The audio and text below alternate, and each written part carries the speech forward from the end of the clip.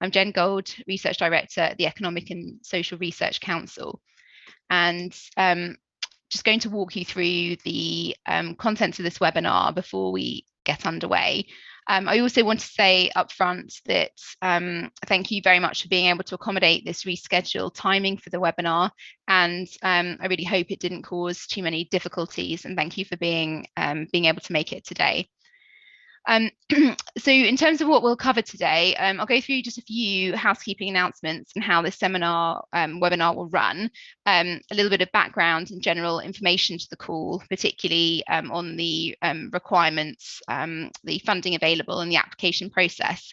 You'll then have an opportunity to hear from some of the funders who have come together to support this opportunity, and importantly, we'll also have an opportunity to take and respond to your questions. So a little bit about how the webinar's going to run today. I just wanted to flag, you should already be able to see it on your screen, but we are recording this webinar so that the content can be made available for those wishing to access it later. Please use the Q&A facility to raise questions you have about the call. On most of your screens, that should be at the bottom. You should see a Q&A icon. If you just click on that, you can type questions into the Q&A facility. We also welcome you to like particular questions you might be interested in. So there should be a sort of thumbs up sign next to questions that people have posted, and that will help us get a sense of which questions are sort of high priority ones for you for us to address.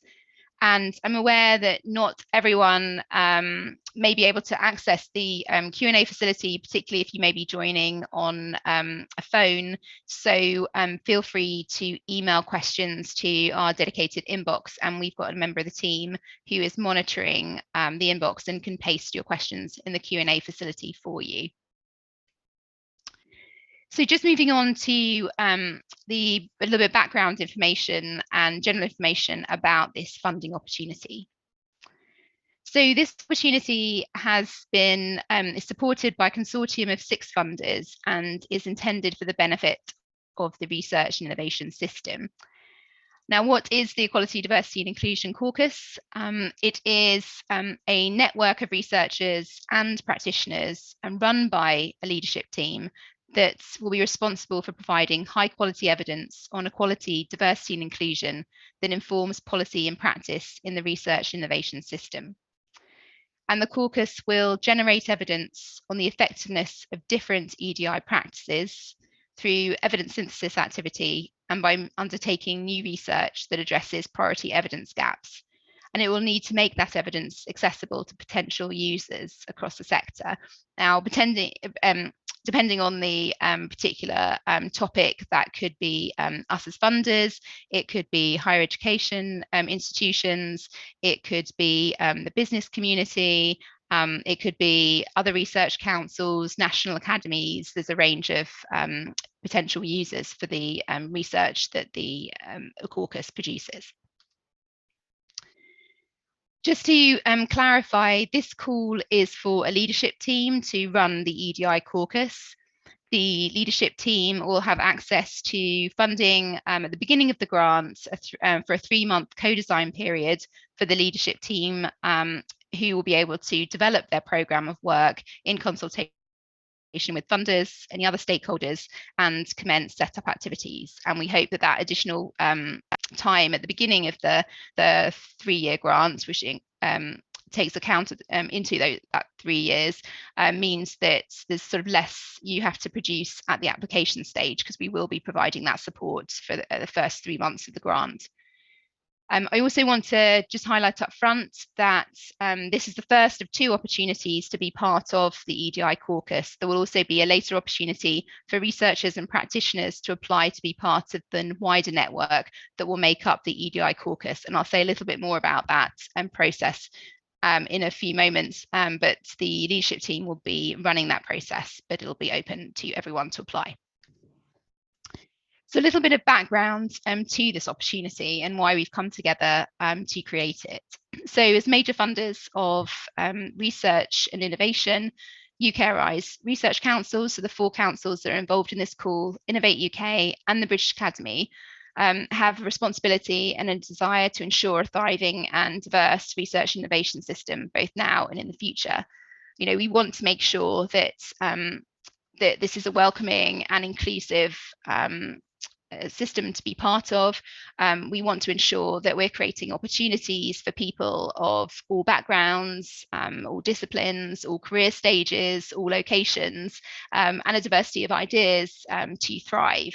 And in order to do that, we want, as funders and for the wider sector, to have as much evidence at our disposal as possible on the effectiveness or ineffectiveness of different approaches to supporting equality, diversity, and inclusion.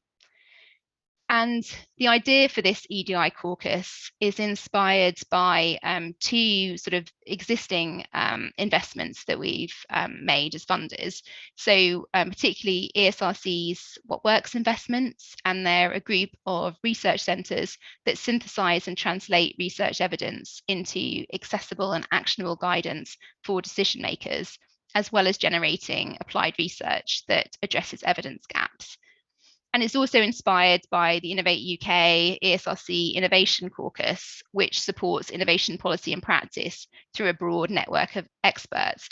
And we are particularly keen on that model because unlike some of, I guess, more typical research investments like research centres, it enables a much broader array of researchers and practitioners to become involved in this initiative and in generating and disseminating evidence. Just a reminder of the objectives as listed in the course specification. It is to firstly provide insights from research evidence on EDI that informs and shapes the work of us as funders and the broader research innovation sector.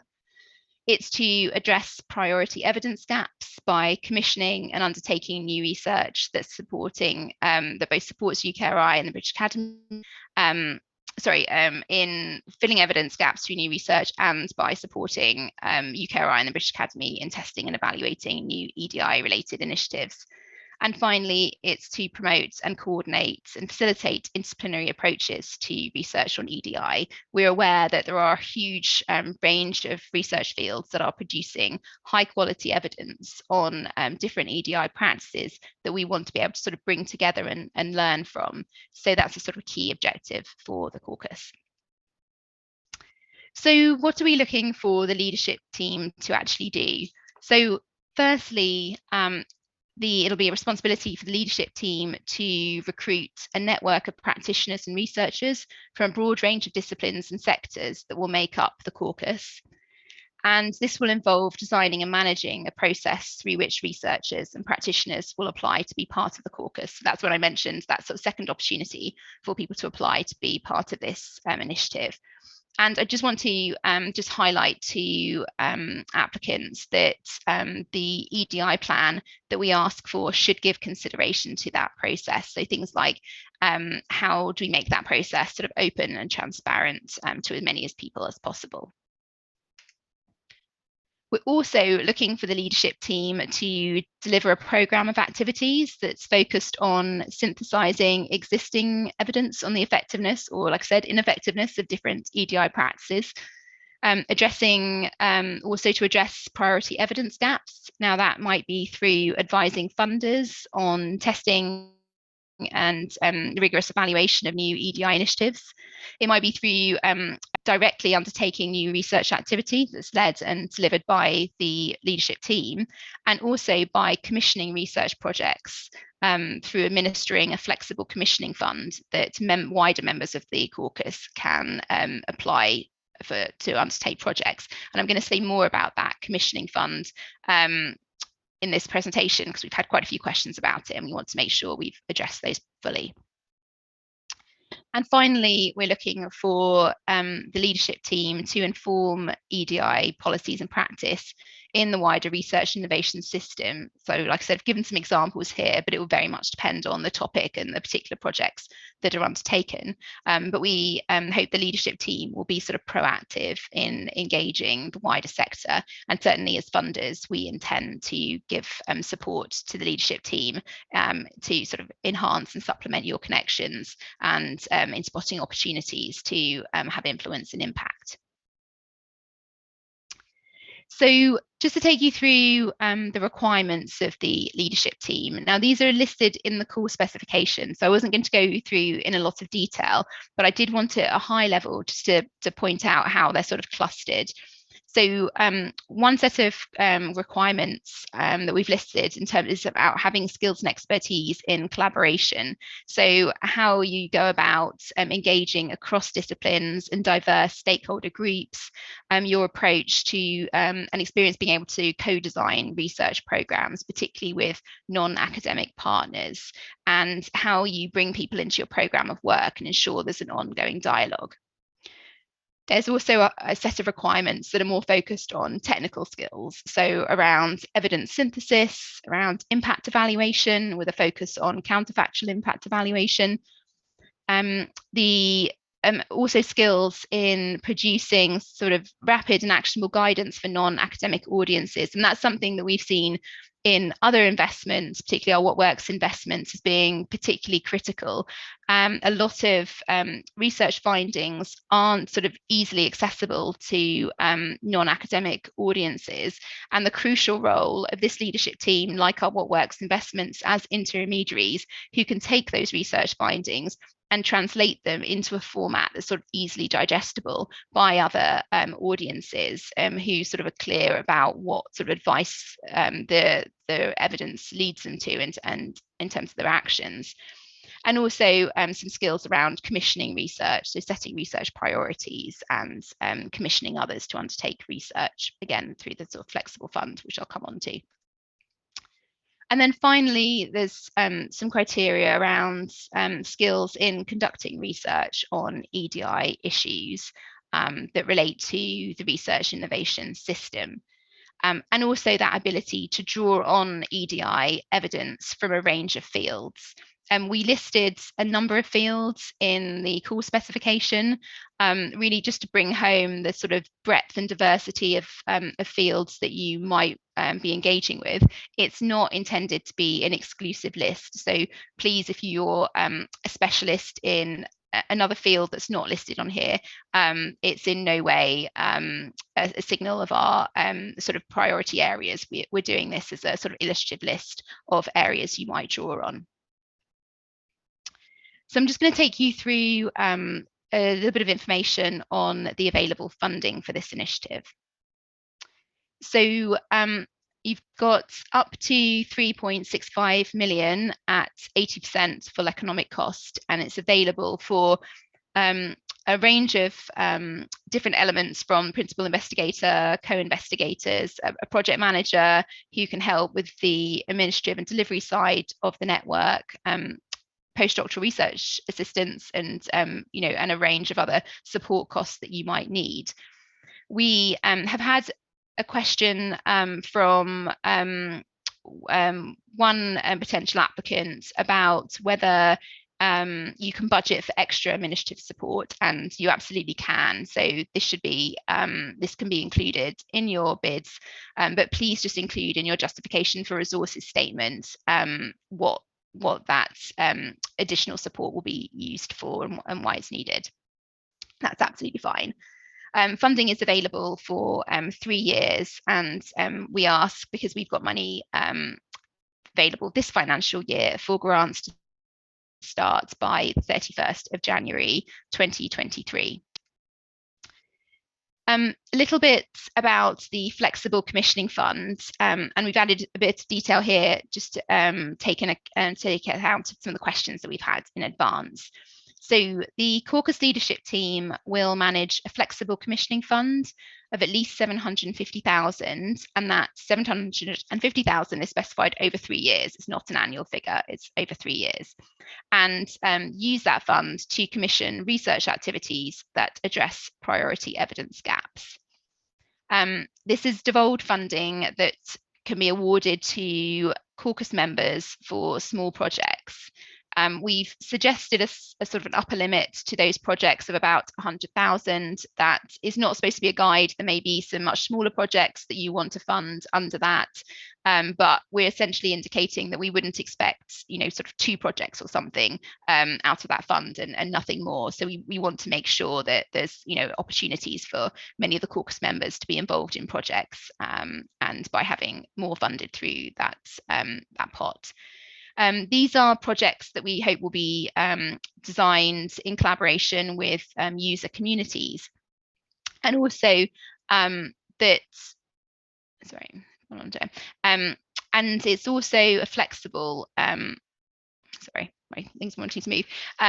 It's also, sorry, I've lost the bottom of the screen. So just also that in terms of going on to my notes, so it's a flexible commissioning fund, should be included in the application costings, and it's not in addition to the overall funding available. It should be part of that 3.65 million. Really crucially, the fund is reserved for activity to be undertaken by network members. And so that's excluding the leadership team and staff they employ. And the reason for that is we don't want sort of conflicts of interest in the team that are managing the fund to also be receiving money from it. But applicants and leadership team should absolutely sort of a budget for research activity that they will conduct themselves. So applicants should separately allocate budgets for research activity to be undertaken by the leadership team and their support staff, and that includes sort of postdoctoral research assistants, for instance, and co-investigators. The commissioning funds, like I said, must be at least 750,000 in total over 3 years. The precise size of the flexible commissioning fund over and above 750,000 is a decision for applicants. And I think that comes to the balance of activities the leadership team wants to undertake themselves versus devolve to caucus members. So just a little bit about the application process. So who can apply? So principal investigators must be based at a UK institution eligible for UKRI funding.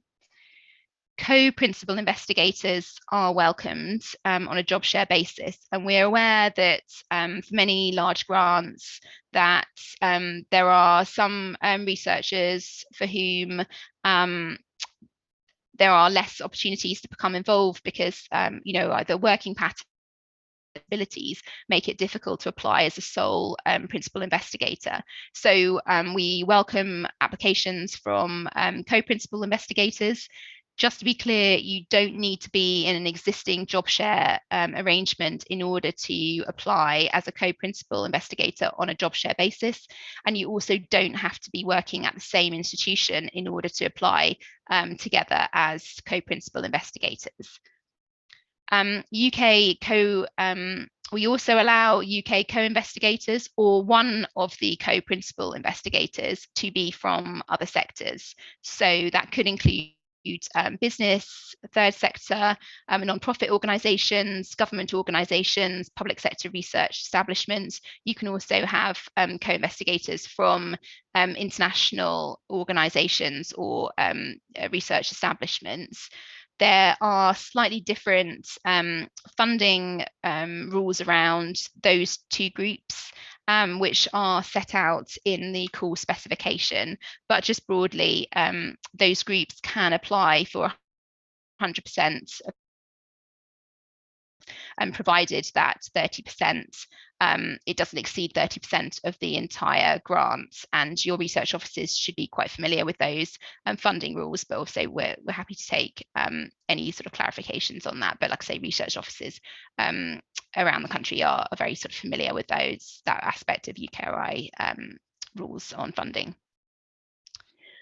What to include in your proposal? So firstly, And the primary item is the case for support, and we've divided that into two areas. So one is key deliverables, and that's up to 6 sides of A4, and that's particularly covering key topics and priority evidence gaps that could be areas of potential focus for the caucus in year 1. And just to reiterate, we want to sort of reduce what you're having to produce at the application stage and give you financial support to the successful team to develop that program of work. So at this stage, we're only looking for your sort of initial indications of key topics and priority evidence gaps that could be addressed. We're not asking for a sort of a comprehensive program of activity. Secondly, sort of details on the roles within the leadership team and relevant skills and experience of team members, so referring back to leadership team requirements. We're also interested in your approach to managing the flexible commissioning funds and some initial suggestions for key performance indicators and metrics that align with your vision for the caucus. We obviously attach in most of for this call, focus on your EDI plan and information on how the leadership team will include EDI considerations in all aspects of how the caucus operates. So things like the recruitment of caucus members, how the leadership team will engage with caucus, so we'll engage with caucus members, and the career development of staff that are part of both the support and the core leadership team. So for instance, postdocs or the project manager that might be supporting the caucus, how will you support their career development? We also ask for a sort of 1-page work plan, particularly covering that initial sort of co-design period, the an institutional letter of support, a CV for named persons on your bid, and we've added the option of, so it can be obviously a traditional CV of 2 pages, or you're very welcome to submit a narrative CV, which we started piloting in UKRI. And finally, a 2-page justification of resources that you're asking for as part of this application. Just moving on to the assessment criteria. Now, there's a lot more detail and information provided in the call specification. This is just sort of a high-level summary, but we're sort of interested in looking at the sort of fit with the opportunity objectives, your vision for the EDI caucus, meeting the aims of the opportunity, the appropriateness of the proposed activities, your demonstrated ability to design and lead activity that supports knowledge exchange, so between sort of researcher, practitioner, and funder communities. As specified sort of earlier, that expertise and experience in evidence synthesis and impact evaluation methods. Your plans to ensure EDI is considered in all aspects of how the caucus operates, so very much relating to your EDI action plan. The appropriateness of the sort of management structure that you've put forward, and making sure it aligns with the objectives of the call. Initial suggestions for key performance indicators and metrics, and value for money and potential for impact. So in terms of the assessment process, as standard, sort of we always have initial office checks. The office will then allocate proposals to members of the peer review panel, who will be composed of academic and non-academic experts and evidence users. The panel members will assess proposals as per the applicant criteria detailed in the funding opportunity, and the panel will recommend which proposals should be invited to the next stage, which is the interview stage. Shortlisted applicants will be invited to interview, and then funding decisions will be announced in November. And I'm going to come on to the key dates here. And as I mentioned at the beginning, we obviously rescheduled the date for this webinar, and we wanted to make sure that everyone has exactly the same time after the webinar before the call closes. So the call will close on Thursday, the 15th of September at 4 p.m. And I would just ask if anybody downloaded the GES guidance early on, it's worth just making sure you downloaded the latest copy that's on the website now, because that has these correct dates now listed. The commissioning panel will take place in early to mid-October. Invitation to interviews to shortlisted applicants will be in mid-October. Interviews will take place the week commencing the 31st of October. We did want to say here that we're aware that this date may not work for everyone, particularly the sort of school holidays that are taking place in Northern Ireland. So we would just ask if there are any reasons why shortlisted applicants can't make those dates. We'll make every effort to be as accommodating as we can. So please do speak to us. Funding decisions will be communicated in November, and we need the grant to start by the 31st of January. And just as a reminder, that grant will start with that 3-month co-design phase, rather than the programme of activity needing to be delivered. That will start after that 3 months, so from April onwards, or May onwards.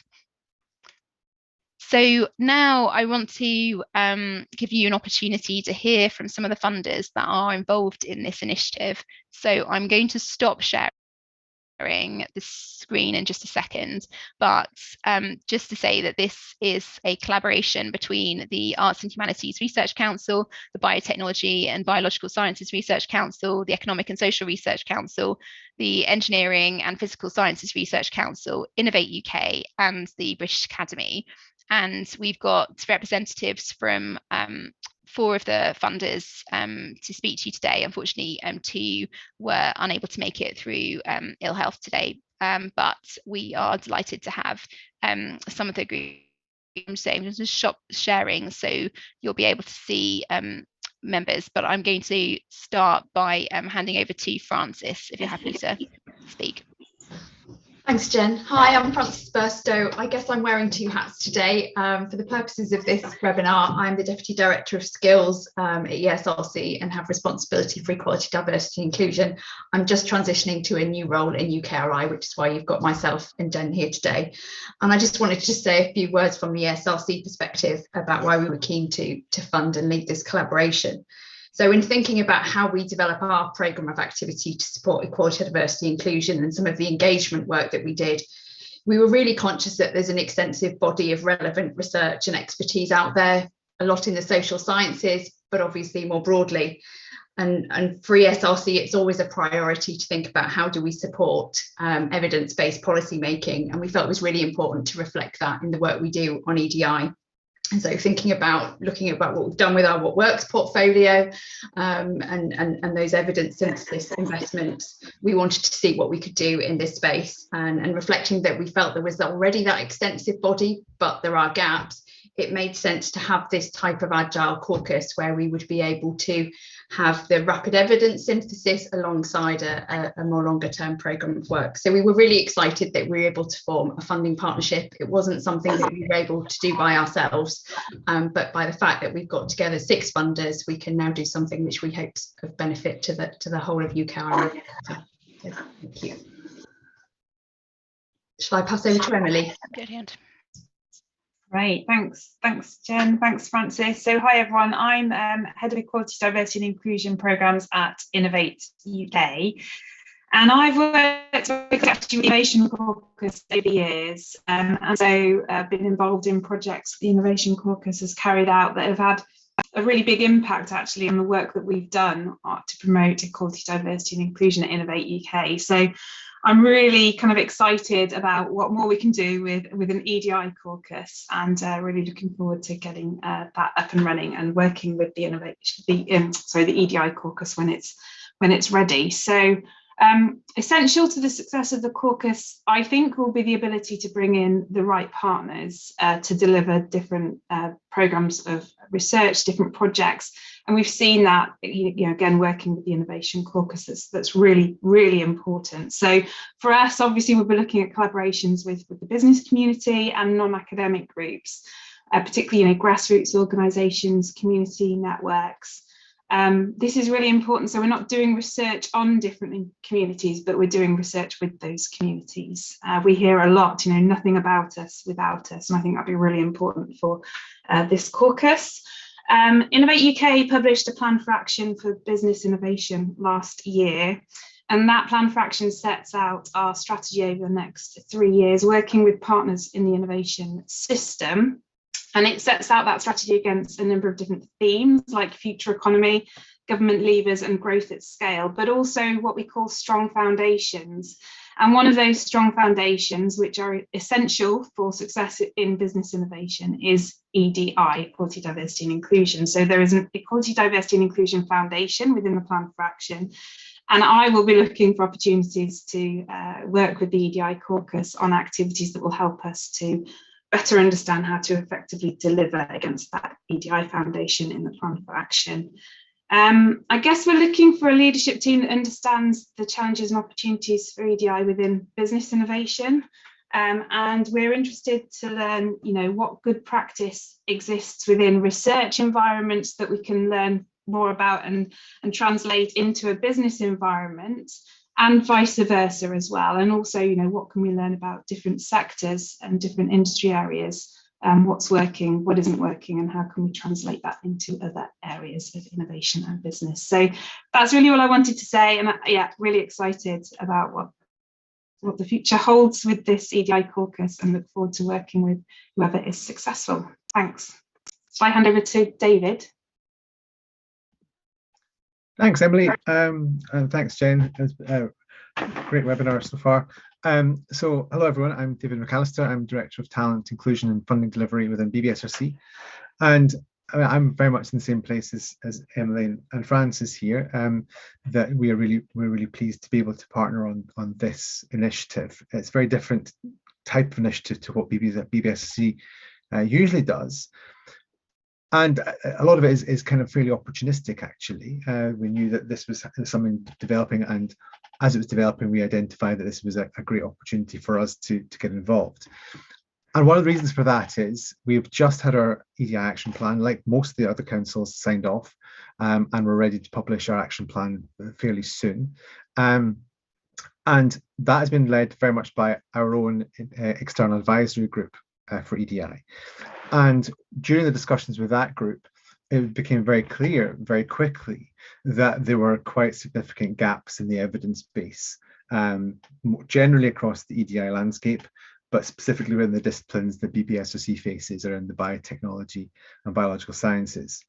And so that we see this as an opportunity to kind of put a disciplinary lens, and particularly the BBSRC disciplinary lens onto some of the work that the caucus can take forward, and looking at how the challenges for EDI are the same, but also importantly different in different disciplinary areas that are supported by UKRI and by the other funders on the call. And in particular for BBSRC, the areas that have been identified as the areas where we perhaps have the least information, the least evidence, and the least what works evidence, as around kind of widening participation, access to careers in the life sciences, but also things like intersectionality, ethnicity, and access for life science careers for people with disabilities. And as Emily said, I think the hard to reach groups for us are particularly interesting in terms of engagement. So that for us would be our research community, our researcher community, postdoctoral and technical communities. But we are quite keen just to kind of open the doors and see what comes through and help the caucus with perhaps with a slightly more focused disciplinary kind of angle to things. But at the same time, identify that there's a lot of stuff happening, and we're just really keen to start filling the gaps in evidence across the whole of the landscape. So I'm very happy that we were able to come on board relatively late in the day, I've got to say. So I'm really happy that we were able to do that. And I will now hand over to Vanessa. Thank you. Thank you, David, and thank you, Jennifer. And it's been really good to be present here and see the large numbers of people actually participating in this webinar. So I'm pleased to represent the British Academy at this webinar today. I'm the Director of Research, and we are at the British Academy, for those of you who are less aware of us, are the National Academy for Humanities and Social Sciences. And so we're not formally part of the UKRI family, but we work closely as part of the funding landscape and the research landscape in the UK. Now, as the British Academy, we are a fellowship of over 1,200 academics, but we're also a research funder. But we're not a research funder at the scale of UKRI.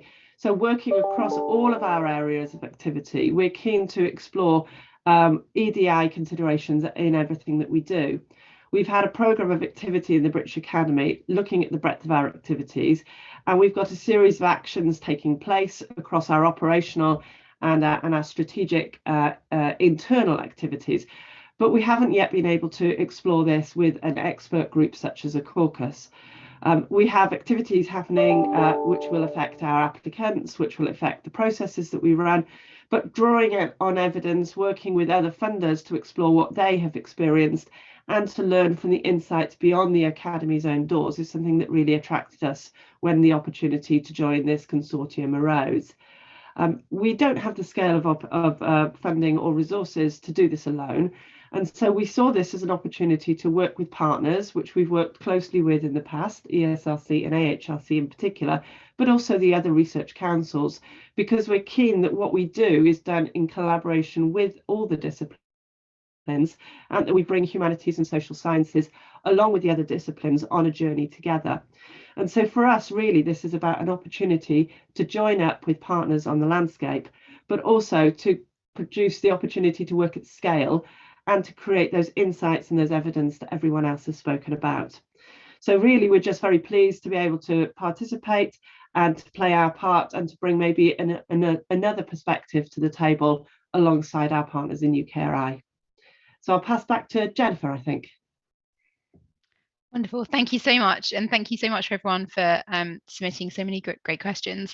We're just going to sort of move on to that question part of the webinar now and invite my colleague Dana to join us and help facilitate that. It's a sort of blend of, we have had quite a number of people submit questions in advance, although we've added, responded to a few of those questions within the presentation content. There are a number which we've identified we thought would be useful to all participants as well.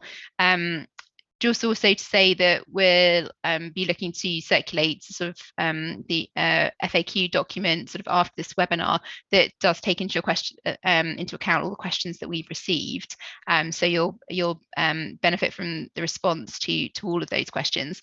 And just to flag, if there's anything where we may need to go and check with colleagues, particularly on the grants delivery side, where we will sort of respond to that. So we may not be able to give you a sort of satisfactory response to every question, but we'll certainly do our best today. So Dana, do you want to join us? So one of the first questions we'll start with is, not all UKRI research councils are listed as funders for this call. Does this have any implications in terms of what is required, such as the disciplines covered in the leadership team or the research projects the caucus pursues?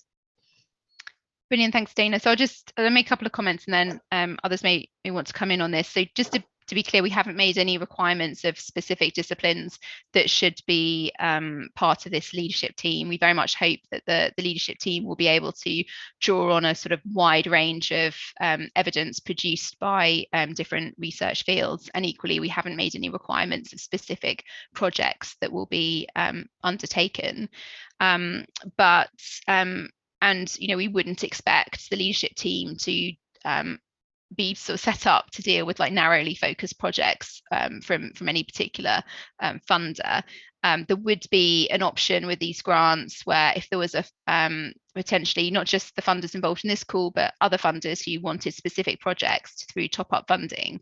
But that we expect, I guess, that many of the projects would be a blend of things that were of interest to these funders, plus we thought was sort of beneficial of common interest across the research innovation system. I don't know if others, Francis or others, want to add any comments to that. Yeah, just to add to it, I think one of the reasons we came together for the EDI Caucus is we recognise there are some issues which are common, consistent across the councils and other partners in the sector. So it was there are things which might vary by degrees in different funding bodies' experience, but actually one of the values of coming together was we could ensure and bring together our resources to enable some of these broader systemic issues to be looked at. So I think our hope is that the priorities that we see in the caucus reflect shared areas of interest. There will be some which are not necessarily every single part of the research and innovation system and not necessarily every funder, but the aim is that we will be looking at issues which cut across more than one funder. Thanks. Just check anyone else wants to add. If not, Dana, do you want to? Yeah. Can you offer any guidance on the size of the leadership team we should be aiming for? Can we trial different management structures or joint leadership arrangements in this initiative? This is a good question. So we haven't wanted to be prescriptive on the size of the leadership team. We recognise there are many different ways that you might want to run the caucus and structure the leadership team, and not limit your ability to do that. And I guess that sort of links a little bit to the second part of that question, which is obviously, other than needing sort of a named principal investigator or co-principal investigator, there are different sort of management structures or sort of joint leadership arrangements that you could put in place. And I guess the ability to apply as a co-principal investigator, as part of that joint leadership arrangement that we would that we're enabling for this call. So we are giving a lot of flexibility, and we haven't sort of given guidance and wanted to be prescriptive on the size. We recognise there's a range of factors that you'll want to take into account in how you structure that. Thanks, Jen. The call allows for postdoctoral research assistants. Can we budget for more than one postdoctoral researcher? If so, can they be at different organisations? So yes, there's no, other than obviously available funding, restriction on the number of postdoctoral researchers, and they can be at more than one organisation. Thank you. At what stage should the leadership team recruit the wider network of caucus members? How many researchers and practitioners should be recruited? What details should be included in the application? So good question. Set of questions. So the precise timing and sort of design of the recruitment process is up to the leadership team. Obviously, it would be when the grant has started. So we're not requiring any sort of activity in that space, any recruitment activity ahead of the application. At the application stage, we just want the leadership team to reflect on how they would go about their sort of approach to the recruitment, and particularly thinking about that as part of their EDI plan. How do you ensure that EDI principles are embedded in that recruitment process? I don't know if there's anything others sort of want to add to that, but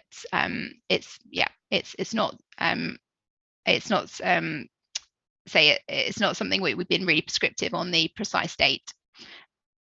And sorry, I think there was a question about size as well. And again, that's partly a question for the leadership team and how they want to organise the process, and I guess the balance between how they want to run the caucus as a sort of meaningful set of engagements with its members, but also having that sort of breadth of expertise, disciplinary representation, sectoral representation within the caucus. So I think there's calculations that need to be made there, but we haven't been prescriptive on the specific size. Thank you. Next question, should projects awarded by the Flexible Commissioning Fund be funded at 80% full economic costs like other eligible costs, or should they be funded at 100% as exception? So this one is, I think this is one of our pre-submitted questions, and our team have provided a response on this. So funding for the Flexible Commissioning Fund should follow UKRI's funding rules and be made 80% full economic cost. The research organisation in receipt of this devolved funding must make up the remaining 20%. It's not the responsibility of the research organisation leading the caucus to make up the 20% contribution for the commissioning fund. And this is really common with all of our sort of network plus type grants that we issue. But it's worth saying that where the non-academic or international organisations are recipients of flexible commissioning fund grants, they are eligible for funding at 100% full economic cost. However, again, like the wider grants, the combined costs for applicants eligible for 100% full economic cost should not exceed 30% of the full economic cost of the grants. I realise that's a pretty mouthful, so we will make sure that's in the FAQ document, so you've got all that detail to hand. Thank you. Can you provide any more background on how this call relates to other calls and projects awarded by funders in the EDI space? So I think others may want to come in on that question. I just make an initial reflection that obviously we would want previous grants where relevant, the research produced by them where relevant, to be part of the evidence base that the leadership team and the wider caucus draw on in their synthesis activity in particular, and take into account when looking for evidence gaps. Obviously we're not looking to sort of duplicate some quite a bit of EDI sort of funded research that has been done previously, obviously particularly in UKRI, has been quite sector or discipline specific, and this is obviously quite a cross-cutting infrastructure that will address a wide sort of variety of audiences and has interest in a whole range of outputs from different disciplines. But I don't know if others want to sort of comment on sort of previous calls that have been funded by sort of these funders or wider sort of UKRI British Academy in the past. Francis? Yeah, I guess just because EPSRC colleagues weren't able to join today, I would particularly flag their Inclusion Matters calls, where they put quite a lot of information about the grants funded under that and other related work that they've been doing. And also we've had the Research England BAME in PGR funding, which was joint with OFS, and details of those grants are up. So I think they would be things that colleagues across UK would particularly want to highlight. ESRC, as part of our normal funding, has quite a lot of research which we believe would be relevant and is accessible with Gateway to Research. Other colleagues, I think Innovate have, as they said, funded work under the Innovation Caucus, so might be able to speak to that, but they were things I'd particularly highlight.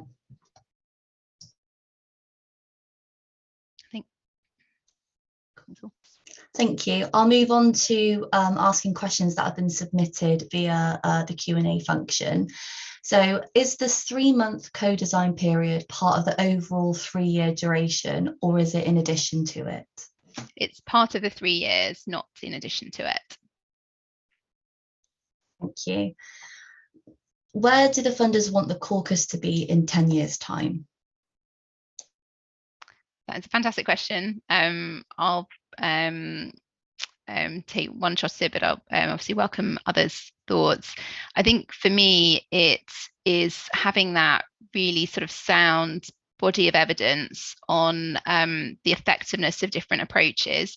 I think there's a lot of activities that we do at the moment that we sort of inherently believe are effective, but we don't actually have the sort of particularly strong sort of evidence base for them, and I think that's why one of the requirements on the call is support for evaluating different approaches and generating sort of new evidence for their effectiveness. And I think also to have identified activities and approaches that actually do turn out to be potentially harmful or have, you know, no impact on our goals towards diversity and inclusion. And I hope that as a sector we'll get sort of smarter and much better at sort of building that evidence and ensuring that our practices do make a sort of much more sort of welcoming and inclusive community, and do enhance, you know, people's sort of life chances, career chances through that evidence base. I don't know if others would want to come in on sort of 10-year goal. Emily? I would just like to add, so I mean, we do quite a lot of work with innovation agencies in different countries, and we're all grappling really with some of the same challenges. And I'd love it, if people could look to the UK and say, well, yeah, look at that, look what they've learned, look what they're doing. We can learn from that and we can follow that, and then that's more of a bigger global impact. That would be fantastic.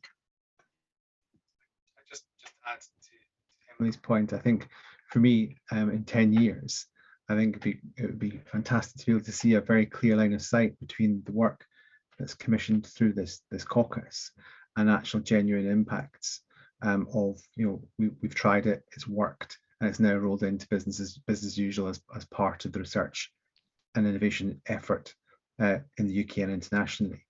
But I think having that clear line of sight would be very valuable. But similarly with Jen's point, being able to say, we tried that, it didn't work, here's why it didn't work, and we're trying something else, I think is equally as valuable.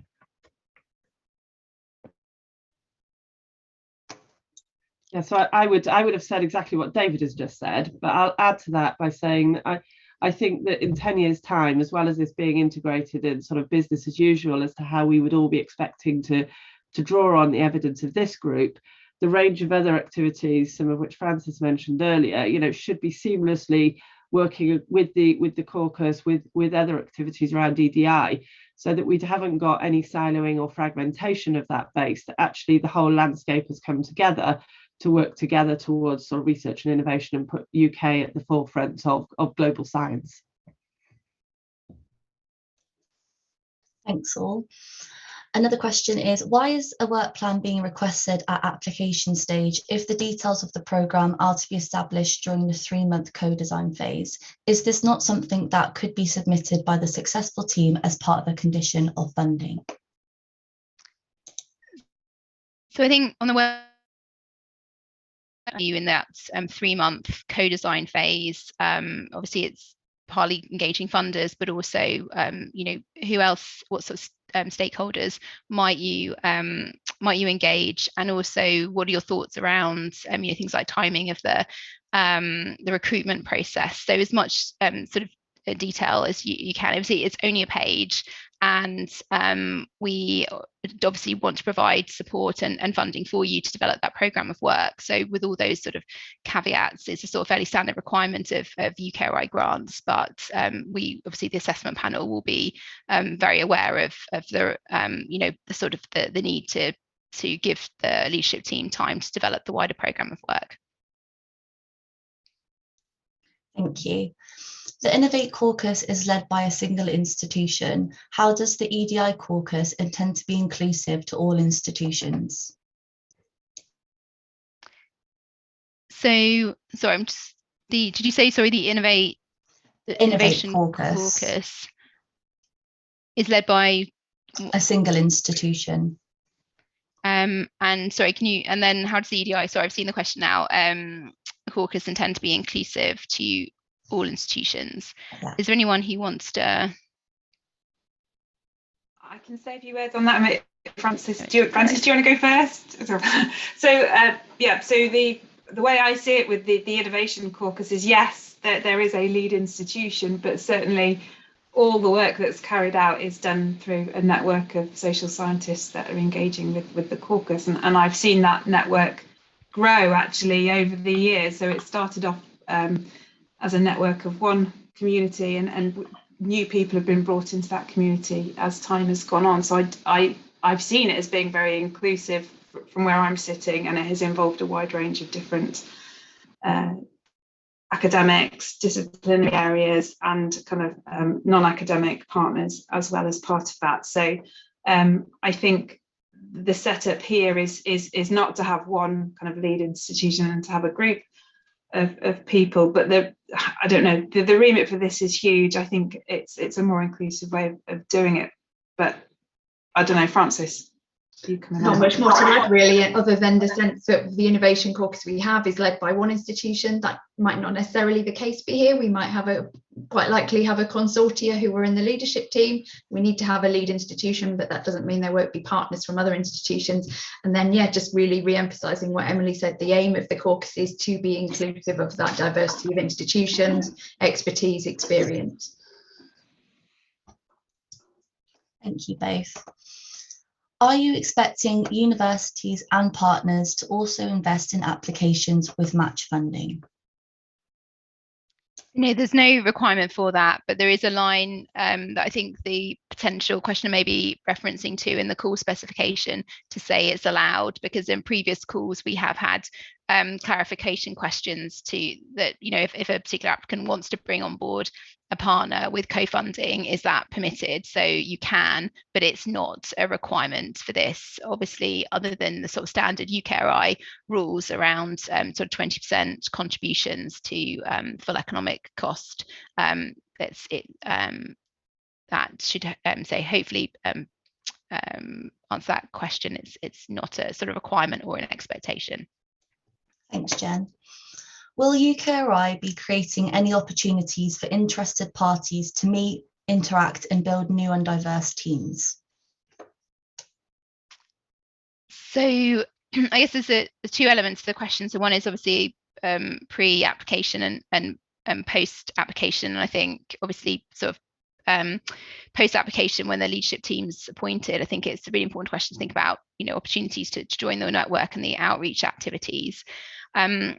We have had a question that was also pre-submitted in this area, and what we can do when we're sending out the materials from this webinar is giving people the option of enabling us to sort of share their contact details as interested parties who may want to be contacted as part of this opportunity. Obviously, it has to be opt-in for sort of data protection reasons, but we can certainly do that if that's sort of helpful for enabling networking and people to reach out and knowing who else is interested in this opportunity.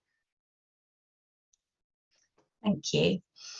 What do the funders think has worked particularly well about the Innovation Caucus as a model, and why has a caucus approach been deemed the best approach here compared to a Network Plus or a centre? So, I mean, I don't want to answer for the Innovation Caucus. So Emily and Francis are much better experts here, but I think just on the why, you know, sort of not a research centre, it's about not wanting to create a sort of a closed network of organisations who are running it in a very small group of organisations. And what's worked well from my perspective with the Innovation Caucus is the sort of the breadth of practitioners from different sectors, from the different research institutions all over the UK, as well as sort of engagement internationally, that have been able to be part of that initiative. And I think particularly for an EDI initiative, coming up with a model that's as inclusive as possible and can bring in as many sort of diverse, sort of the diversity of expertise as possible, was sort of really attractive about that model. I don't know if Emily wants to sort of speak from an Innovate UK perspective. Yeah, I mean, beyond this kind of the collaborative effort, you know, bringing together all of that great insight and different people that can really help in terms of tackling some of, I guess, the challenges or questions that we've got as an organisation, that's definitely a really, really, really strong thing that the caucus can do. I think the other thing for me has been, you know, bridging the gap between, you know, we talk one way as a policymaker, as Innovate UK, about, you know, what we think the problems are or the answers that we need, and that's, we talk in a different language. So having a group of people at a point that can help us to talk in a way that academics that are carrying out the research that we need to be carried out to help us answer those questions can understand, and you know, be that bridge between the two audiences and make it work, is really, really powerful, because it's not easy, and that for me has been a really positive thing with working with the Innovation Caucus. So yeah, I would say that's really important too. Like co-design, which we've building into this, I think will be critical. I guess the final thing that I would mention is the agility point, and by that I mean I think we've got a balance of, there is some a body of evidence that we can and should draw on more than we're currently able to. So how can we have a mechanism and approach which has allowed us to quickly synthesize that and to be responsive in that way, versus there are areas where we might need to focus on doing some newer research. So that was one of the things that we felt had a benefit of this model and we've seen worked well within the innovation caucus approach. Whereas our research centres tend to focus on that long-term research, new research programme rather than the synthetic piece. Thank you. Is the research specific to EDI approaches within the UK context, or is there scope to extend this research to a global level? So just, I guess, a couple of things here. So obviously we do allow international co-investigators as part of the team to bring their perspectives. Obviously, as funders, we're primarily sort of focused on the UK research innovation system, but we have, UK or Irish Academy, and we have lots of international partnerships and that we facilitate and support, and we have international offices, so we're part of a global system. So it's, it's a bit of both. I don't know, Emily, you already touched on the sort of international aspects. I don't know if there's anything you wanted to elaborate on. Yeah, I mean, I guess this will come out of the co-design stage and thinking about that, but I think in terms of the evidence base, we should be looking at what evidence we've got and can learn from internationally as well. So I would see that as being a potential area. How big that is, I guess we'll need to build that into the co-design process and work that out. I think it's relevant, absolutely. And it's something actually from the very kind of early days of UKRI's creation, when we started working on EDI, there were 2 evidence pieces, and one of them actually looked to a degree internationally. So being able to learn from and draw from international practice is something that we think is important, and envisage would, I think, be part of some of the work that's happening in this core. And obviously the balance will depend through the co-creation phase on the specific programme of work. Thank you. Is research within the fund expected to cover all protected characteristics equally? If not, will there be any guidance from UKRI to the leadership team as to how they should prioritise this? So, I think in terms of the work programme, that's sort of, it hasn't been, we do genuinely want it as a co-design process with the successful team. So we're not sort of giving any guidance, and we don't have a sort of a plan hidden away that we're hoping that the leadership team will do. It's say a genuine sort of co-design process that we'd like to go through. So there isn't any sort of guidance on this at this point on specific areas of focus. Can I just pick up, because I think it maybe relates to one of the later questions, which was about, are we moving beyond protected characteristics and thinking about intersections with other factors, so socioeconomic background? And I should say, when we sit and talk about within UKRI, we do look beyond those protected characteristics, and so socioeconomic background was actually one of those points which was really pointed to the need to draw on existing evidence, because there's such a body of work on inequalities. So very much, as Jen said, through the design phase, but I just wanted to bring out that element because it is brought up later in the questions. Yeah, very good. And I noticed, I think it may come up differently on my screen, but there's a good question at the top on what works that's got quite a lot of votes. Do you want us to take that, Dana? Yeah, sure. Just for the benefit of everyone else, there's a question which says, in terms of what works, surely the only way to find out what works is by making some changes and monitoring their effects rather than more evidence gathering.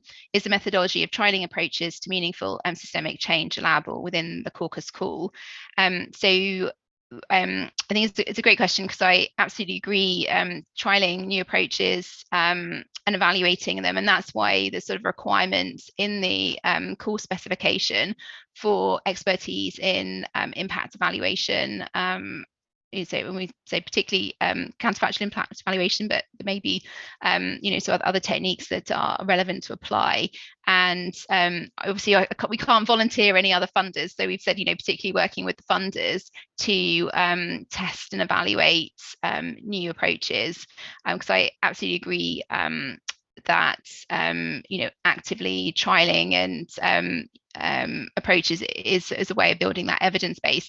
I guess for us it's in combination, because you also do want to know what's already being tested that's sort of relevant to that intervention, and is there any evidence to date that suggests it's either harmful or has a positive effect or no effect, and use that in the design of any interventions that we might test and evaluate. But we see that sort of there's a sort of active testing and evaluation very much as part of this initiative, and that's sort of why it's in the course specification as well. If I can add a little bit to that as well, Jen. Hopefully you'll have all seen the EDI, the draft EDI strategy that we published earlier this year, and I'm sure many of you have responded to the consultation. Thank you very much. But one of the main planks of that strategy is around monitoring evaluation. And so certainly, I think going back to the previous question as well, and looping that in, the interests of particularly the UKRI councils, the funders from UKRI, will be driven very much by our own action plans that sit under that strategy. But I think it's very clear that monitoring and evaluation, the kind of what works model, is something that is woven through.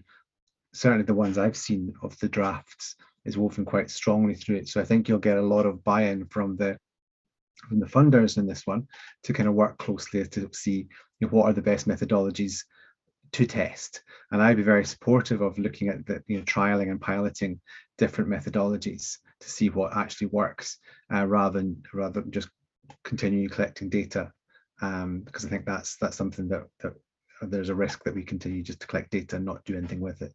So yeah, I would be very supportive of that kind of approach. Thank you.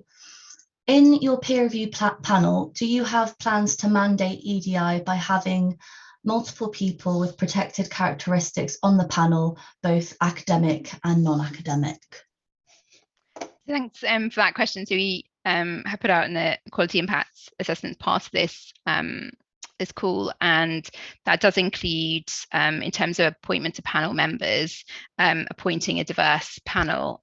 So that's trying to sort of find balance between panel members by gender, ethnicity, so say that touched on your question, and other characteristics, geography, and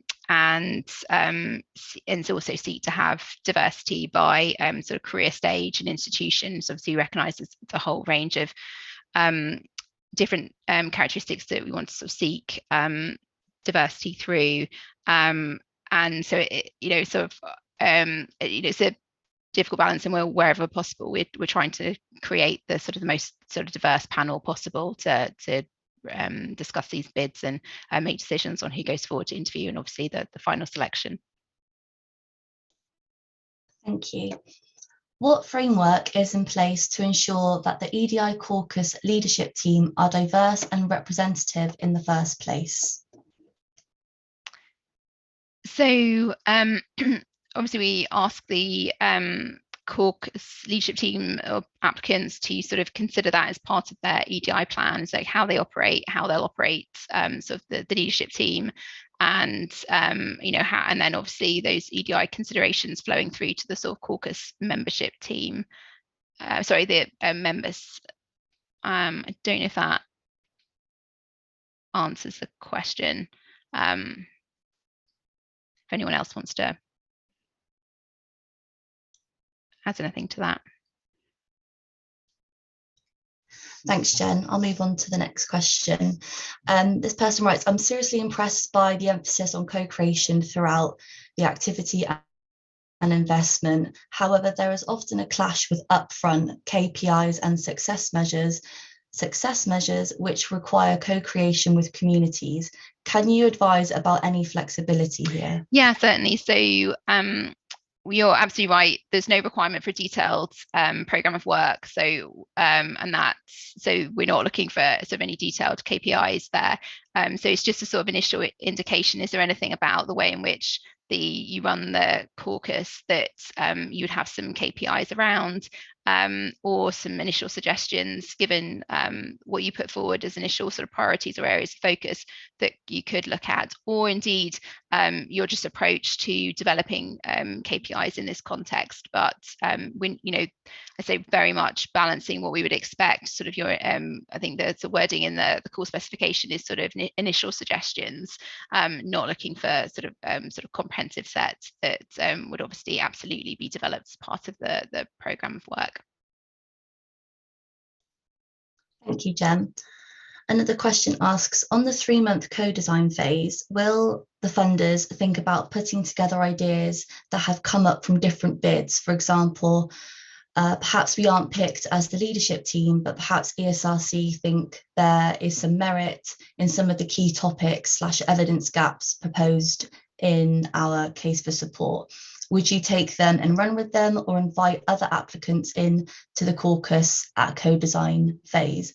And if so, how might that flexibility work in relation to putting together the team and budgets, for example? So I don't know if others want to come in. I mean, I certainly would sincerely hope that those that were shortlisted, or anybody who applied, would be interested in joining the network, and would really strongly encourage you to do that, and that will be a sort of vehicle through which to sort of share some of those ideas. And obviously it's for the leadership team to sort of think about how they engage caucus members and get ideas and and get them involved in the programme of work.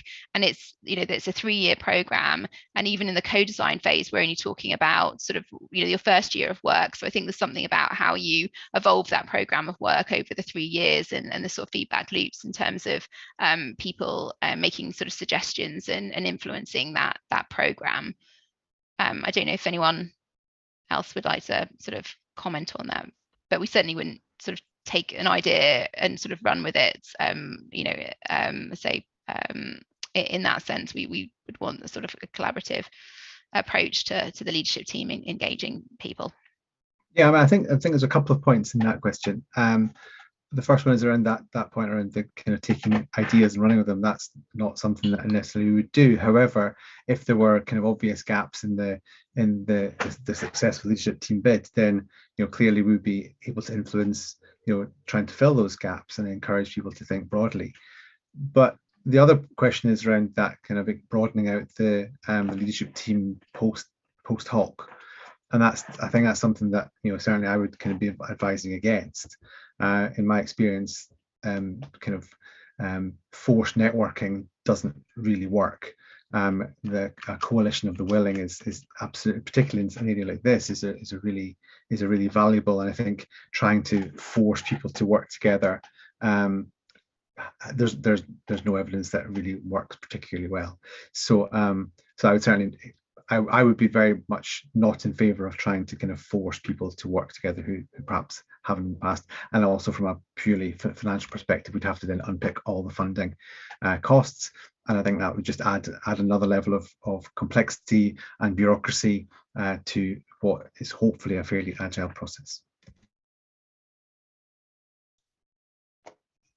Thank you. Move on to the next question. How has the assessment process been designed in terms of ensuring equity and inclusion? So I think that partly relates to the question that we had before about sort of representation on the panel, and making sure that it's a diverse panel. There's obviously there's so many dimensions to this question. There's also the sort of accommodations that are made as part of the assessment process when you're inviting people to interview, if they've got any accessibility requirements. I'm just checking, it was the assessment process, was it, rather than the application process? Was that the question? Let me just have a look. Sorry, it's disappeared into the answers section.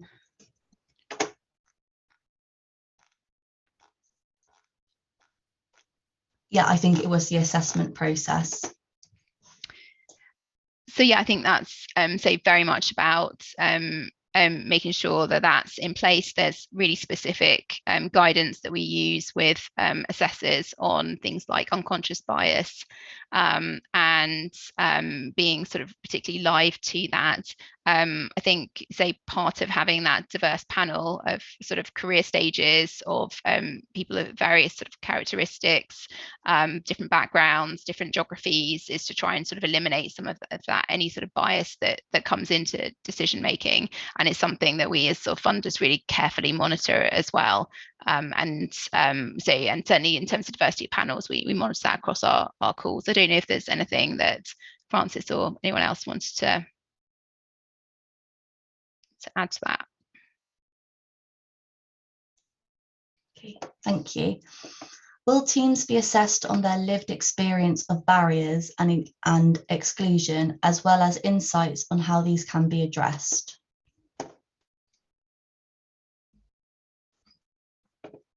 If anyone wants to take that question. I mean, obviously the core specification sets out the sort of the assessment criteria that we will use. I think we have said, remember the exact text, that things like lived experience is something that can be built into sort of the caucus and its sort of program of work, and it's sort of really important to think about, obviously, the extent to which user communities are involved in project design, and lived experience is absolutely part of that.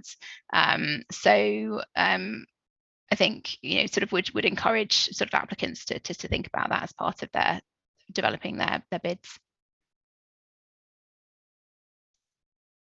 Thank you, Jen. Another question asks, curious whether UKRI is working to diversify its own EDI management team and whether the caucus can study this.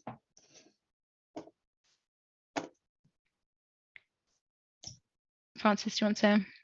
So our EDI strategy that we consulted on, I think, set out the three kind of areas of focus. One, our role as a leader, one, our role as a funder, and the other as our role as an employer. So we are looking at us as an organisation, the level of diversity we currently have, how we want to support and build EDI moving forward as an organisation.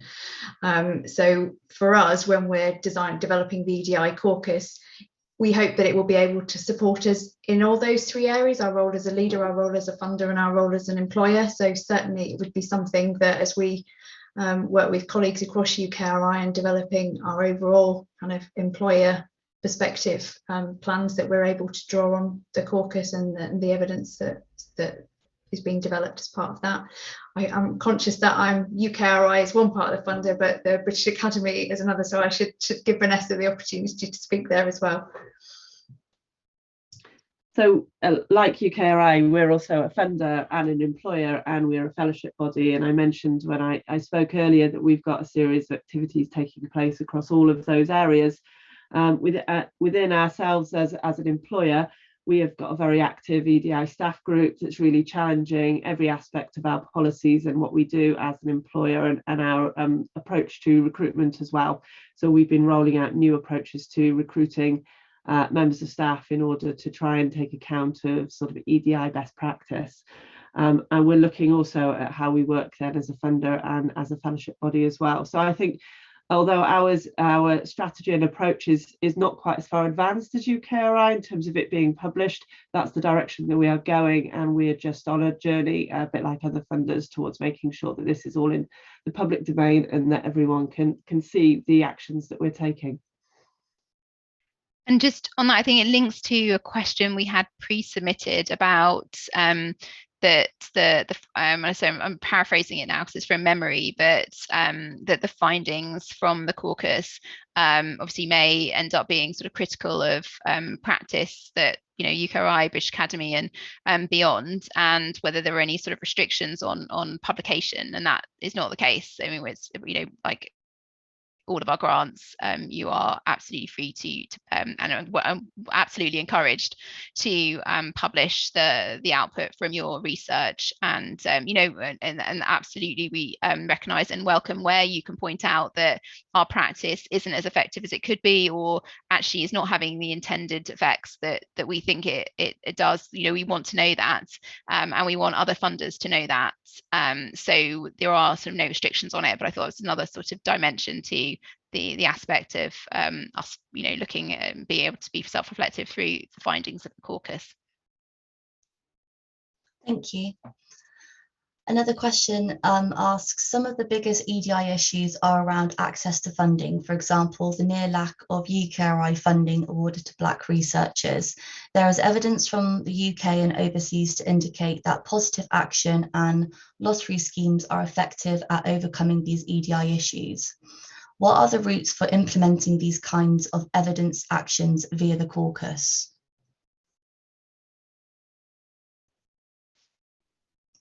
So, I think there's a couple of elements here, and obviously, it's for applicants to sort of put forward the sort of priority issues that they want, they think that sort of caucus should engage in, and but I guess speaking in terms of routes to change, so obviously one is working with funders to test and evaluate new approaches. You're not just restricted to the funders. There may be other, we welcome sort of connections with other national academies, higher education institutions, other sort of bodies and business community who may want to sort of test different approaches.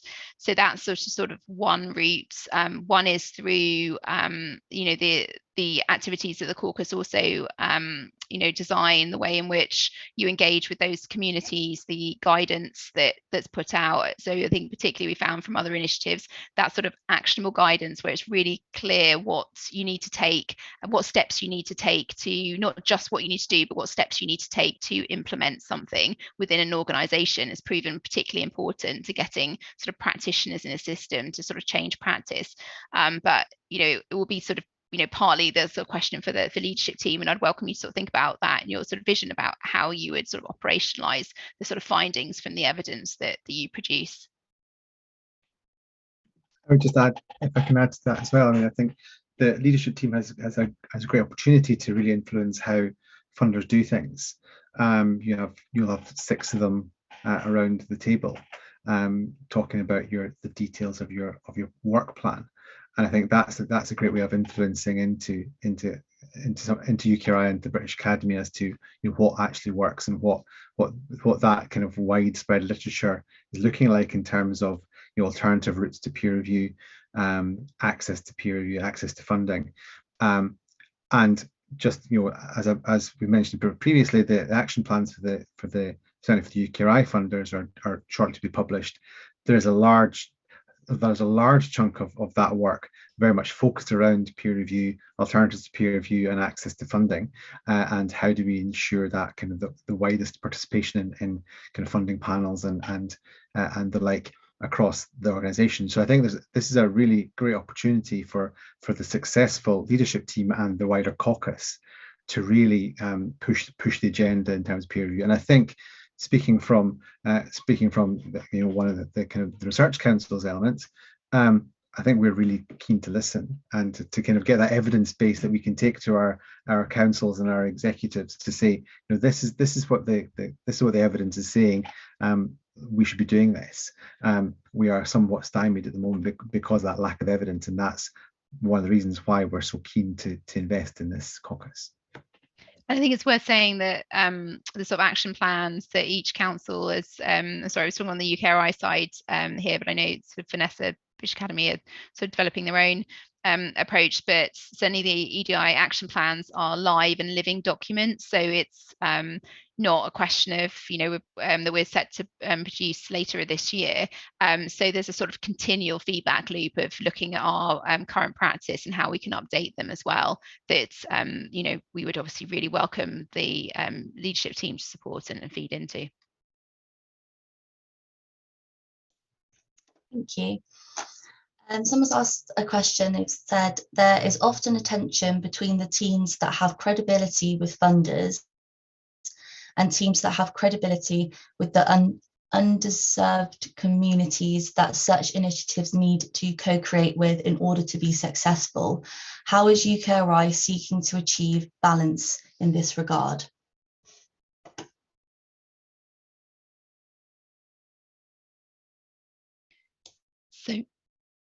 So around this one to come in, but very much the sort of that co-design is been put at the heart of this initiative, and language throughout the core specification where we're talking about sort of practitioners, user communities, and that sort of engagement, and say putting it at the heart of everything you do, and projects are being developed with engagement with sort of the groups that are supposed to help, if indeed the group representatives from those somewhat unserved groups are not already part of the team developing those programs of work. So I think co-design is sort of the main answer to that question. But Emily, I see you've come off mute. I'd just say that when we're looking at the leadership team and we're looking at why they're, I guess, given the case that they're the right leadership team, one of the things that we're looking for evidence of is that they are able to engage more widely with those underserved, currently overlooked communities, that they have a plan for being successful in doing that, and that we believe that they've got the ability to pull that off. So I mean, that's got to be critical in terms of what we're looking for.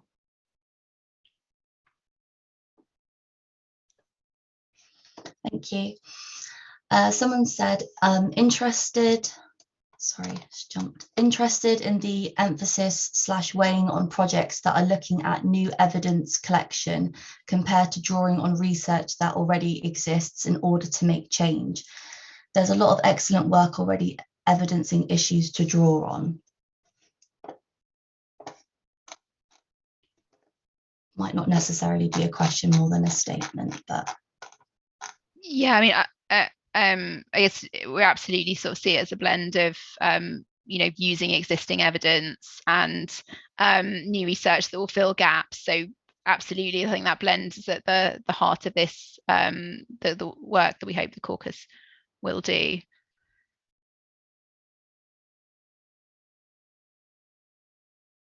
I'm conscious of the time. It's almost 3 o'clock. So I just wondered, is there a final question that received a lot of votes that we should? And as I said, so we'll try and our aim is to respond to all of these questions. And we may paraphrase some, I think, as we said in the email, to remove any personal information that anyone shared, or if questions are in really similar areas, or just to aid sort of clarity for readers. But we will respond to all of them. And could we take one? I think it's Ruby Zelza at the top. Dana, are you able to read that one out? Yeah, sure. There is great difficulty when even in this presentation we will not name people as they are. My question was edited to state protected characteristics, but I had intentionally asked about Black academic and non-academic partners. It feels there is an avoidance to name the problem and deal with it. What is the process to ensure full honesty? What is the process to include Black people who get about 1% of UKRI funding and represent less than 1% of the academic body in professorship? So I think your point about edited, so apologies for that. If it was about sort of representation on the panel, then as part of sort of our considerations is to make sure you're absolutely right in terms of the statistics on Black researchers, and in a whole range of sort of awarding of funding and sort of career outcomes. So making sure we've got representation on the panel. So I'm just looking back at the question, and so there's a question on sort of inclusion in the assessment process, and then of course like inclusion in the caucus and its activities itself, which will be really important. Frances, did you want to?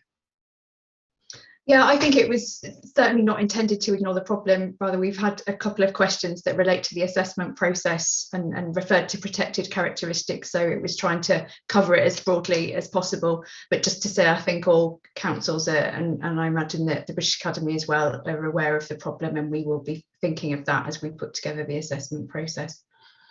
Absolutely. So we're Marinas, we're at 3 o'clock. We will, as we've indicated, share the recording from this webinar. We will share the slides that were used in this webinar, and we will share a question and answer document that that responds to your questions. We will do the first two very rapidly, so you've got that content, and obviously and we'll work through the question and answer document as rapidly as we can, so you've got a sort of full response to the questions you asked. I just want to thank you very much for attending today. Thank you for the sort of rich array of questions that you put forward, and we will absolutely take those away and address them. But I just really want to thank you. This is an incredibly important initiative that we all sort of believe will be absolutely critical to sort of improving how we support sort of new approaches to EDI and sort of outcomes in the EDI space. So thank you for your interest today, and we really look forward to seeing your applications. Thank you so much. Wonderful. The recording has stopped.